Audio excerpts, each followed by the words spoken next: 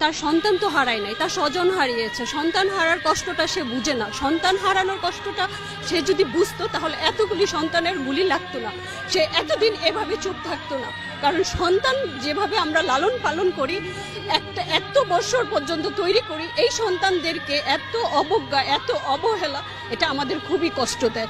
একটা ব্যান থেকে একটা বাচ্চাকে এভাবে টেনে হিঁচড়ে ফেলে, আমরা কুকুর বিড়ালকেও এইভাবে ফেলি না। সে একটা সন্তানকে কেন, সন্তানকে আমাদের এতই নিকৃষ্ট বা এতই, আমি এই সন্তানের কষ্ট, এটা আমার সবচেয়ে বেশি ব্যথা দেয়। আমি এটা নিতে পারি না যখন ব্যান থেকে এমন ভাবে টেনে হিঁচড়ে ফেলে দেয়, তার গোপনাঙ্গ দেখা যায়। এটা কত কষ্টের, কত অপমানজনক, এটা খুবই লজ্জার। এটা আমি আমার প্রচন্ড, এটা বুলেট আঘাতের থেকে এটা বেশি আমার গায়ে লাগে। এটা আমি নিতে পারি না, কারণ আমার 3টা সন্তান আছে। আমি এই 3টা সন্তানকে কত কষ্ট করে বড় করেছি সেটা আমি জানি, আর আমার আল্লাহ জানে।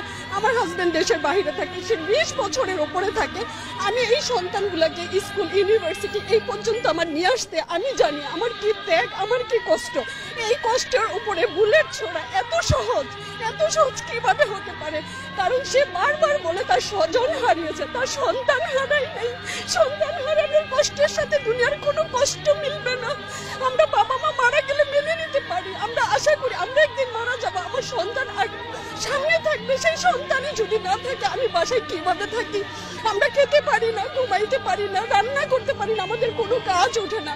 কালকে সারাটা রাত ঘুমাইতে পারি না। 11 নম্বর সেক্টরে যে অবস্থা, কারণ এই স্কুল থেকে আমার বাচ্চা বের হয়েছে, মাইল এসেছে, তাদেরই কত সহপাঠীগুলি মারা যাচ্ছে। আমার মেয়ে দেশের বাইরে থেকে সে প্রচন্ড কষ্ট পাচ্ছে যে আম্মু এটা কিভাবে শেষ করা যায়। কারণ আমার সন্তানটা, আমার ছেলেটা যখন বের হয় বা আমি টেনশনে থাকি, আমার বাসায় কি পুলিশ আসবে? আমার মেয়েটা যখন মা বাসায় আর কিভাবে থাকবো, তখন পারি না, তখন ছেলে মেয়ে সাথে নিয়ে চলে আসছি, আর পারতেছি না, আর সহ্য হয় না।